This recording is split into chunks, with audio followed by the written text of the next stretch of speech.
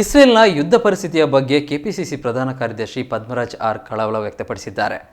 ಈ ಬಗ್ಗೆ ಹೇಳಿಕೆ ನೀಡಿರುವ ಪದ್ಮರಾಜ್, ಇಸ್ರೇಲ್ನಲ್ಲಿ ಉದ್ಯೋಗ ಅರಸಿಕೊಂಡು ಕರ್ನಾಟಕ ಕರಾವಳಿಯ ಸಾವಿರಾರು ಮಂದಿ ಜನ ಇದ್ದು ಸಹಜವಾಗಿಯೇ ಅವರು ಮತ್ತು ಅವರ ಕುಟುಂಬದ ಸದಸ್ಯರು ಯುದ್ಧದ ಕಾರ್ಮೋಡದಿಂದ ಆತಂಕಕ್ಕೀಡಾಗಿರುತ್ತಾರೆ.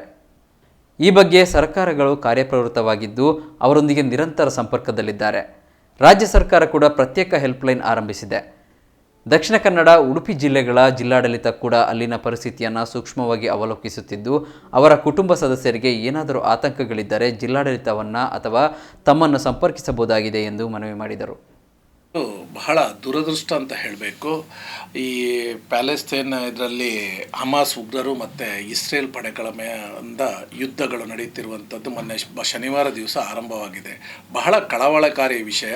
ಈ ಮಾನವ ಧರ್ಮಕ್ಕೆ ಯುದ್ಧ ಯಾವತ್ತೂ ಕೂಡ ಒಂದು ಪರಿಹಾರ ಸೂಚಿಸುವಂಥದ್ದಲ್ಲ. ಆದ್ದರಿಂದ ಇದು ಆಗಬಾರ್ದಿತ್ತು, ಬಟ್ ಈಗ ಆಗ್ತಾ ಇದೆ. ಬಹುಶಃ ನಮ್ಮ ಕರಾವಳಿ ಜಿಲ್ಲೆಗಳ ಅಂತ ಹೇಳ್ಬೋದು, ಕರಾವಳಿ ಜಿಲ್ಲೆ ಅಥವಾ ಕೋಸ್ಟಲ್ ಡಿಸ್ಟ್ರಿಕ್ಟ್ ಇದರಲ್ಲಿ ಸುಮಾರು 12ರಿಂದ 15,000 ಜನ ಅಲ್ಲಿ ತಮ್ಮ ಅವರ ಇದಕ್ಕೆ ಕೆಲಸಕ್ಕೋಸ್ಕರ, ಹೊಟ್ಟೆಪಾಡಿಗೋಸ್ಕರ ಕೆಲಸಕ್ಕಾಗಿ ಅಲ್ಲಿ ಹೋಗಿದ್ದವರು ಇದ್ದಾರೆ. ನಮ್ಮ ಹತ್ರನೂ ಹಲವಾರು ಮಂದಿ ಸಂಪರ್ಕದಲ್ಲಿದ್ದಾರೆ. ನಾವು ಅವರಿಗೆ ಎಲ್ಲ ರೀತಿಯಿಂದ ಯಾವುದೇ ರೀತಿಯಲ್ಲಿ ತೊಂದರೆ ಆಗದಂತೆ ಅವರಲ್ಲಿ ನಾವು ಕೇಳ್ತಿದ್ದೇವೆ, ಏನಾದರೂ ಸಮಸ್ಯೆ ಇದೆಯಾ ಅಂತೇಳಿ. ಆದರೆ ಆ ದೇವರ ದಯದ ಇದರಲ್ಲಿ ಇಷ್ಟರವರೆಗೆ ಅವರಿಗೆ ಅಂತಹ ಸಮಸ್ಯೆಗಳು ಯಾವುದೂ ಇಲ್ಲ. ಆದರೆ ಅವರ ಕುಟುಂಬದವರು ಇಲ್ಲಿರ್ತಾರೆ. ಖಂಡಿತವಾಗಲೂ ಅವರಿಗೆ ಒಂದು ಆತಂಕ ಇದ್ದೇ ಇದೆ.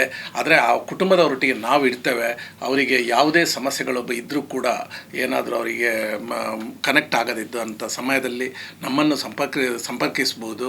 ವಿಶೇಷವಾಗಿ ಕರ್ನಾಟಕ ರಾಜ್ಯ ಸರ್ಕಾರ ಈಗ ಸಂಬಂಧಪಟ್ಟಂಥ ನಮ್ಮ ಜಿಲ್ಲಾಧಿಕಾರಿಗಳಿಗೆ ಇದರ ಬಗ್ಗೆ ಸೂಕ್ತ ವ್ಯವಸ್ಥೆಯನ್ನು ಮಾಡಲಿಕ್ಕೆ ಆ ನಿರ್ದೇಶನ ಕೊಟ್ಟಿದೆ.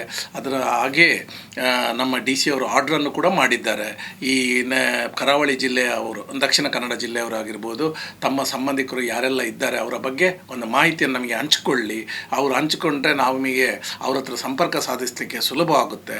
ಹಾಗೆ ನಮ್ಮ ಈ ಊರಿನ ಈ ಕರಾವಳಿ ಜಿಲ್ಲೆಗಳಿಂದ ಅಲ್ಲಿಗೆ ಹೋಗಿರುವಂತಹ ಪ್ರತಿಯೊಬ್ಬ ನಮ್ಮ ನಾಗರಿಕರ ಬಗ್ಗೆ ಜವಾಬ್ದಾರಿ ನಮಗೆ ಎಲ್ರಿಗೂ ಇದೆ. ಕರ್ನಾಟಕ ರಾಜ್ಯ ಸರ್ಕಾರ ಇದರ ಬಗ್ಗೆ ಈಗಾಗಲೇ ಬೇಕಾಗುವಂತಹ ಅವರಿಗೆ ಏನು ಆತಂಕಗಳಿದೆ ಆ ಆತಂಕದಿಂದ ದೂರ ಮಾಡಲಿಕ್ಕೆ ಎಲ್ಲ ಕೆಲಸ ಕಾರ್ಯಗಳಲ್ಲಿ ನಾವು ಇದ್ದೇವೆ.